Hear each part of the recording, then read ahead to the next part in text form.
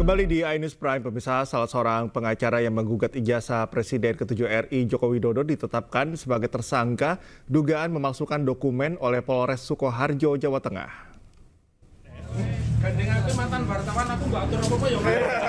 Zainal Mustafa telah ditetapkan sebagai tersangka buntut laporan Asri Purwanti yang dilayangkan pada 16 Oktober 2023 silam. Zainal diduga memalsukan dokumen akademik dengan menggunakan nomor induk mahasiswa dan transkrip nilai milik mahasiswa Universitas Muhammadiyah Surakarta. Surat ini kemudian ditelusuri pelapor dengan bersurat ke Lembaga Pelayanan Pendidikan Tinggi Wilayah Jawa Tengah. Hasil penelusuran menunjukkan Zainal lulusan Universitas Surakarta UNSA, pindahan dari UMS. Kemudian pelapor menelusuri dan bersurat ke UMS. 13 Mei 2020, pelapor mendapat jawaban bahwa nomor induk mahasiswa yang digunakan Zainal Mustafa bukanlah milik terlapor, namun atas nama Anton Wijanarko. Atas perbuatannya, Zainal dijerat pasal 263 ayat 2 KUHP tentang penggunaan surat palsu dengan ancaman hukuman penjara maksimal 6 tahun.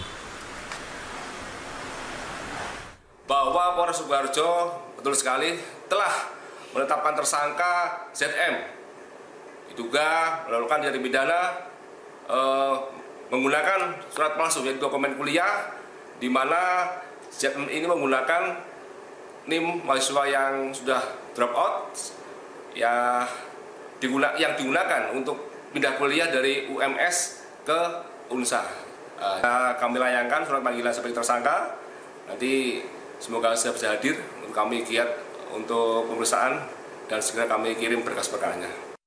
Selanjutnya tentunya saya akan meminta penyidik jajaran Polres Sukoharjo segera memeriksa oknum tersebut, dan karena ancamannya di atas 5 tahun ya mohon diamankan biar tidak ada korban-korban lain lagi dan tidak berulah terus gitu loh Mas, seperti itu.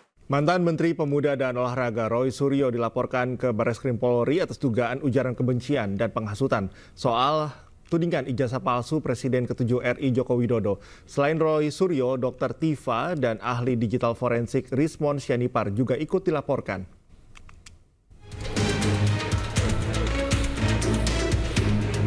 Perhimpunan Advokat Pradi Bersatu melaporkan sejumlah pihak ke Barreskrim Polri atas dugaan ujaran kebencian dan penghasutan soal tudingan ijazah palsu Presiden RI ke-7 Joko Widodo. Pelaporan dilakukan pada Kamis sore oleh tim Advocate Public Defender yang dibentuk oleh Pradi Bersatu. Adapun 3 orang yang dilaporkan dalam kasus ini, diantaranya mantan Menteri Pemuda dan Olahraga Roy Suryo, Dr. Tifa Ziatiasuma, dan ahli digital forensik Risman Syanipar. Tapi kan kita juga punya dalil bahwa apa yang dituduhkan itu kan tidak berdasar dalam pengertian itu kan secara hukum harus dibuktikan dulu di pengadilan apakah barang ini palsu atau tidak. Jadi tidak bisa semena-mena mengatakan bahwa itu palsu sebelum putusan pengadilan. Nah itu sebabnya kita melaporkan ketiga oknum ini, ya, karena kita melihat bahwa perbuatan mereka itu kan sudah menyatakan permusuhan, kemudian kebencian, kemudian penghinaan kepada masyarakat luas. Padahal apa yang dituduhkan itu kan belum tentu benar. Salah satu terlapor, Rismon Syanipar, yang merupakan ahli digital forensik, menyampaikan pelaporan dirinya ke polisi merupakan risiko perjuangan untuk mengungkap kebenaran. Itu sudah bagian dari perjuangan, ya Bang ya. Bagian dari perjuangan dan risiko yang sudah dikalkulasi. Kalau kita mengungkapkan kebenaran ilmiah, pasti banyak pihak-pihak yang tidak terima, ya Bang ya. Jadi itu kita sedang konsultasi ke tim pengacara, ya. Apakah kita nanti akan lapor balik atau tidak itu? Ya karena bagi kami kebenaran ilmiah itu mendewasakan dan mencerdaskan bangsa justru tanpa narasi-narasi yang dikarang-karang. Dan temuan kami atau kajian ilmiah kami itu bisa diverifikasi oleh ahli lain, baik di dalam maupun di luar negeri. Jadi laporan tersebut juga harusnya dengan dasar ilmiah. Sebelumnya, Roy Suryo CS menjadi sorotan atas tudingan ijazah palsu Presiden RI ke-7 Joko Widodo. Mereka dilaporkan atas dasar pasal penghinaan, penghasutan, dan atau membuat kegaduhan. Dari Jakarta, tim liputan iNews melaporkan.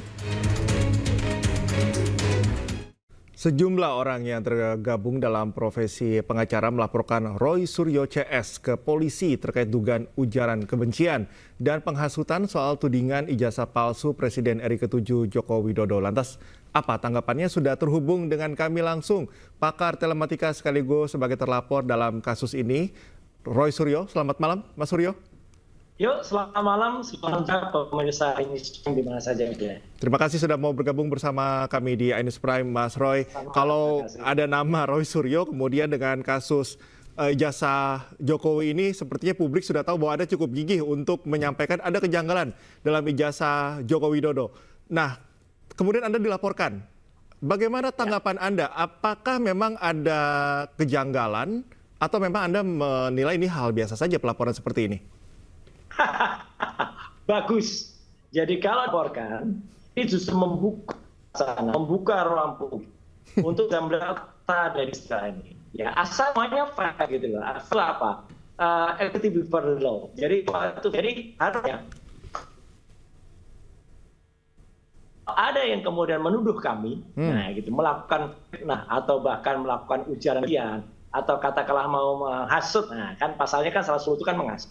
Baca dulu sebenarnya di pasal itu gitu loh. Jadi 160 itu kalau kami itu melakukan hasutan terhadap misalnya jabat negara atau terhadap mahar dan rezim pembayaran tertentu. Nah, jadi ini kan clear benar. Apa yang terjadi itu tidak ada negara yang hasut. Tidak ada pejabat. Katanya dia sendiri mengaku, ya Jokowi itu kan mengaku sudah bukan lagi pejabat negara.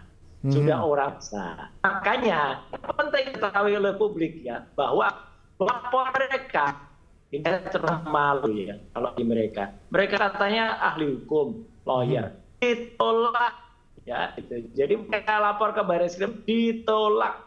Jadi kalau harus jujur dari sini aja nggak jujur.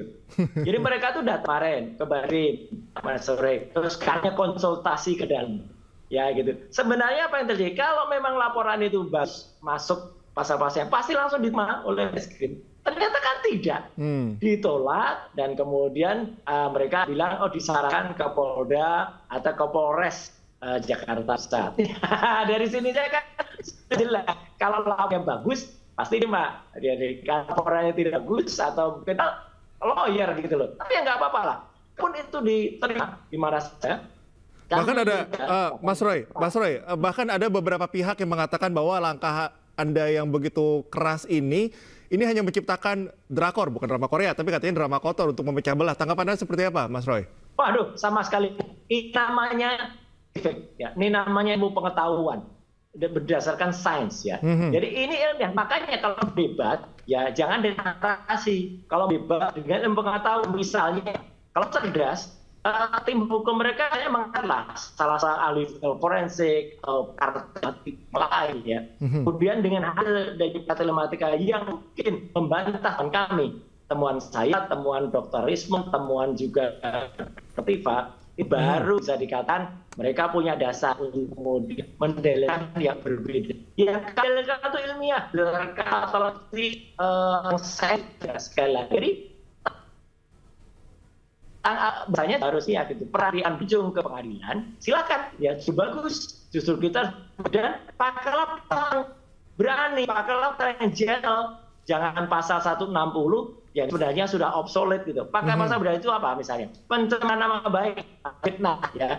Nah, apa yang merasa dicemkan, itu ngadu gitu. Nah, ngadu sendiri, dia datang polisian atau dia datang orangnya sendiri, Widodo yang datang. Kemudian bawa, dia akan dibuktikan ijazah kapan, bawa ijazahnya. Nah, itu bagus. Itu baru akan masyarakat akan melihat dan sama menilai. Tapi kemudian dengan pasal dulu digunakan, kita pasal ini dulu digunakan untuk memerankan fisik, ya itu waktu. Jadi dia kata waktu itu adalah menghasut gitu. Nah, sekarang lihat dulu. Memang ada mungkin misalnya publik atau pemimpin negara atau negara. Sekarang kan udah nggak ada lagi. Gitu. Ayolah, gentle saja. Jangan tabok nyilih tangan, ya. Atau jangan pukul dengan tangan. Kalau kata yang cukup terkenal Ahmad ya. Kalau pengecut ya kayak gini, ya pakai dan ini kan test case kan. katanya mereka punya tim hukum yang sangat yang diketuai oleh anaknya Wamenko ya gitu. Nah, ternyata yang maju malah tangannya sayap-sayapnya kemarin organisasi Nusantara, sekarang ada organisasi Pradi Bersatu gitu. Jadi satria lah, jangan malah menggunakan tangan orang lain dan tidak terbiasa. Oke, kita coba melihat apa ya gambar besarnya atau big picture-nya. Pak Jokowi itu kan menjabat 10 tahun. Banyak kebijakan yang diambil. Kenapa Anda begitu kesumekeh untuk membuktikan ini soal ijazah? Begitu. Bukankah itu terlalu kecil untuk menjabarkan 10 tahun kepemimpinan Pak Jokowi? Tanggapan Anda seperti apa, Mas Roy? Justru itu, ini besar sekali. Ya, besar sekali. Karena menyangkut kejujuran seseorang. Dan kami tidak tahu, dan ini terjadi. Misalnya apa? Nanti orang mudah menggunakan misalnya universitas-universitas ternama untuk misalnya melakukan hal semacam ini. Jadi UGM pun sebenarnya juga jujur saja gitu loh. Kalau memang ada ijazahnya, ada skripsi yang benar kan, saya tuh bahkan memegang ya. Kami bertiga ya, itu sempat meneliti namanya prime evidence itu book primer.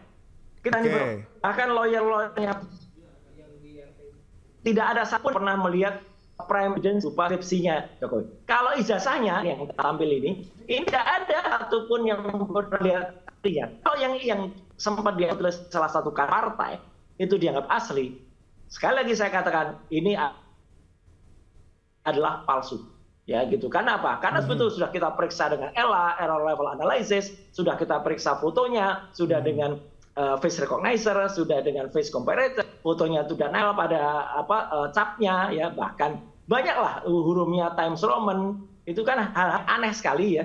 Kalau itu tadi pada tahun 85.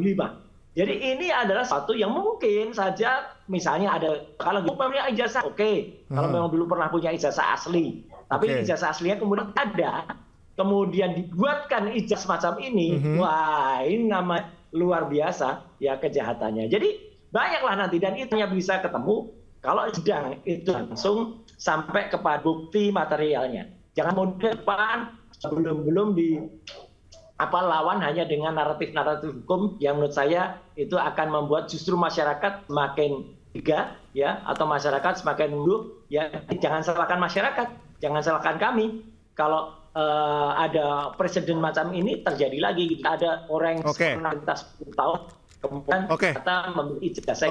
Mas Roy, ini terakhir sebagai punchline, Anda tentunya harus punya benteng juga karena serangan terhadap Anda juga ada begitu. Seperti apa? Apa hal yang paling utama yang Anda siapkan nih, Mas Roy? Ya, yang siapkan adalah satu, ya, kepada Tuhan yang Maha Ta'ala. Itu ya, kita kerja itu dengan pertolongan Tuhan, dengan pertolongan Allah. Kedua, bukti-bukti ilmiah dan jujur. Itu semua.